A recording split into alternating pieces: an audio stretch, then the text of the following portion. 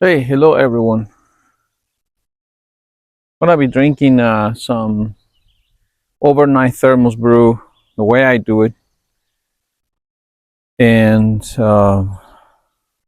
basically it's just reverse osmosis water with some minerals that I bought. I will just put the link to that. Then I put a pinch of Celtic salt in it. It just rounds that flavor somehow. I like it. I don't know. Someone taught me that. An old school tea drinker, the owner of Phoenix Collection Tea Museum in Lagunitas, California, showed me that thing, and since then it's kind of difficult to not put a little bit of salt in my very, very, very dark shou puerh, which is what I'm drinking today from uh, quicheteas. It's Dayi v93. I believe it's 2019. I may be wrong, but I think it is. And I'm dealing with ticks around here. You like the shirt says that what I do drink. That's what I do. Drink tea and no things. This I think it's from Timu or from Amazon. You can find those. Just look it up. Anyhow, this is my apple tree, and I want to get some tea. But I just want to say, like, what's cool about this apple tree is that at some point, and I don't have these drawings anymore. But at some point, I started doing some watercolor stuff. You know,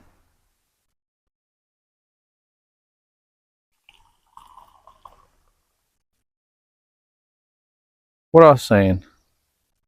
Oh, watercolor. Yes. So I started drawing watercolor, and I, for some reason, drew like probably 10, um, like cherry blossom type trees over some grass, hills, and some misty, misty hills with trees and stuff, and had no idea that I was gonna end up inside of one of those paintings. I did not paint the red chairs, but there's something to say about that. And this is actually, I thought it was a crab tree, but it is a very yummy apple that comes out of this. I have no idea what it is. It's an old tree, and I'm trying to become friends with it, and know what to cut off and what to leave and all of that stuff. Anyhow, this is a V93. It's dark as the darkest thing I can imagine, and more than a coffee for sure. It has that earthy, but not like petrichor, like just nice. It doesn't really taste like a compost pile, like a what is it called, wadui.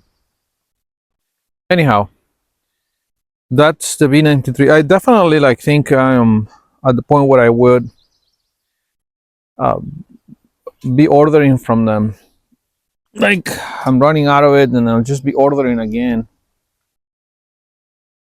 and just kind of keep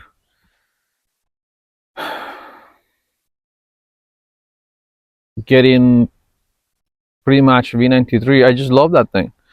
I've tried all other. I have other shows from them, other older shows, and like Chia ones and whatever. But I'm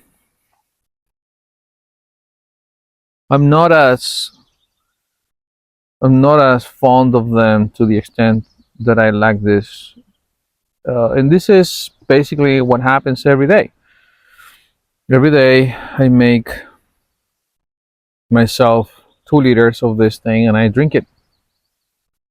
During the weekends, and when I have time, then I will go and sit on my corner tea bar and do some kung fu sessions there. But there are other things that need to happen in life, and also, as you see, not all the time is like perfectly situated to pay attention to the gonku session. Although, like right now, I'm getting wet with some drizzle.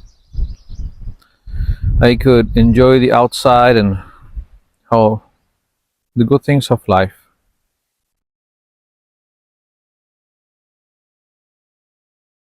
My wife has a incurable disease, and she's now in the hospital, getting an infusion to suppress her immune system. We can slow down that process. So it is important to have things to enjoy, and while things are, kind of tough. Like I'm not at work today, and um, I'm waiting to go pick her up. I just dropped off some stuff that I got in the store, and I'm gonna sit down here and enjoy a cup of tea while I talk to you guys about other things. I mean, I haven't shared much about that situation, and obviously, it's not like the easiest thing to deal with. But at least um, it gives me a clear purpose, and I think that a lot of what happens with human suffering is that we become self-obsessed and we don't really have a purpose that is um, fulfilling, and that's because it's coming from a abundance and self-absorption, and that can get a little dangerous. I mean, I would say probably a lot of what people that are live in a very abundant society and really don't have big struggles will find themselves, tangled up in a mess of emotions and things, and paying so much attention to what's going on in their heads, and looking, like my mom will say, just looking at your belly button. But when there is something that it's like an invisible foe, and there's no way of defeating it, and there is a real enemy there, that you have to deal with. It kind of puts you in a situation where you actually start enjoying more what you can enjoy, what should be enjoyed. In Stoicism, that's called a more, it's not a more fati world, it's part of that, but it's called a memento mori, which it encourages you to meditate on the fragility of your mortality and how things can change dramatically very quickly, and then all of what you were given for granted, you will wish you had enjoyed it. So I'm constantly trying to not take things for granted so much, and to have a awareness of the blessings, because my wife is a very sweet and positive and smiling person that seems to have to climb a giant mountain to be able to put her socks on, or get something from the fridge and put it on the counter. I can keep going with like a thousand little things that no one will see as a blessing ever. But if you could get yourself a glass of water and not have to do like a gigantic effort and drag your feet all the way to the kitchen to get some water, and just, perspective. Like things that we have easy access to and we don't have to struggle for, we become invisible, and that's a flaw in our human psyche that needs to be, oh, what a beautiful hummingbird. And of course, I have to mention you all beautiful bumblebees. What a blessing. Little flying teddy bears. Anyways, hello, dragonfly. It is important to imagine how things could be worse and see the contracts in the blessing of our imagination, because that's one thing that we can use in the flow of human psyche to our advantage, is the fact that we can imagine. When we imagine, we experience emotions and we experience feelings, and we can kind of have a little bit of a rundown of how things could feel. That's why we like watching movies and stuff like that, because we experience emotions and whatnot. I don't watch movies though. But just being able to be grateful of this opportunity, and do the best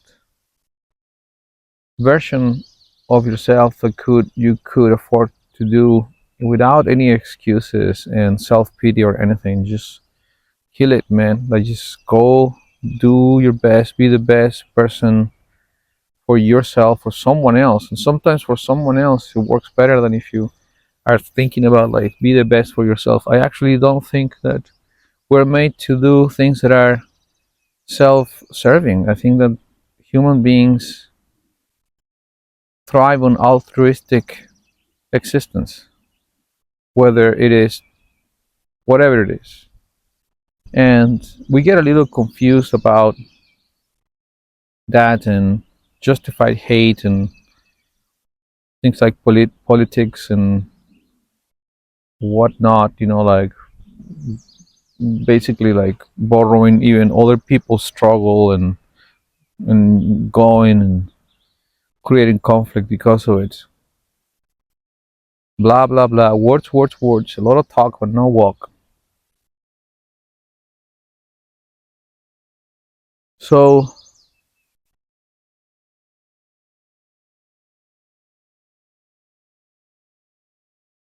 some people think that they are like such good persons for being mad and angry at other people or whatever, and blaming them for everything that they think is going wrong in the world, and just day after day exist in this misery. Well, they could be actually grateful and try to be as not happy but as content and humble as possible, and to maybe go to whoever they think they're so wrong and try to understand them and understand where they're coming from and all that, instead of all hate and falling into this like stupid primate thing like that even chimpanzees do, which is tribalistic hatred. Then this is how a V93 goes down.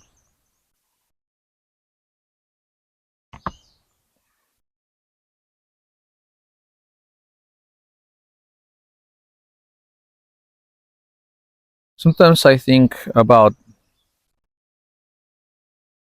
the people that propose, hello bird, that language is a parasite and that it has a symbiotic relationship with us, and it wants to exist and go into another host, and it wants to replicate itself by the means of speech or language or whatnot. Ooh, they're getting on a fight right there. Wow. This is like an aerial dogfight here between species. Hopefully you get to see a bald eagle. Sometimes I see bald eagles. I did feed the bald eagle population. I think I'm responsible for like a lot of these little bald eagles from having a very healthy first year, because like 10 to 12 of my chickens ended up like disappearing until I realized that the bald eagles were having a feast during the winter or close to the winter. Um,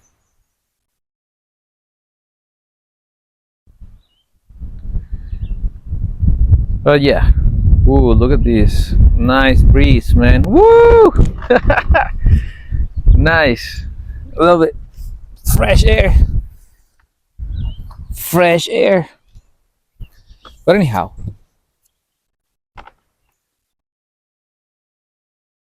I hope that having a little conversation was somewhat productive.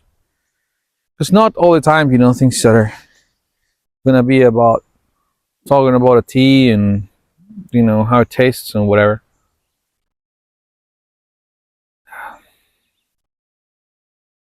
Sometimes I want to talk about other stuff.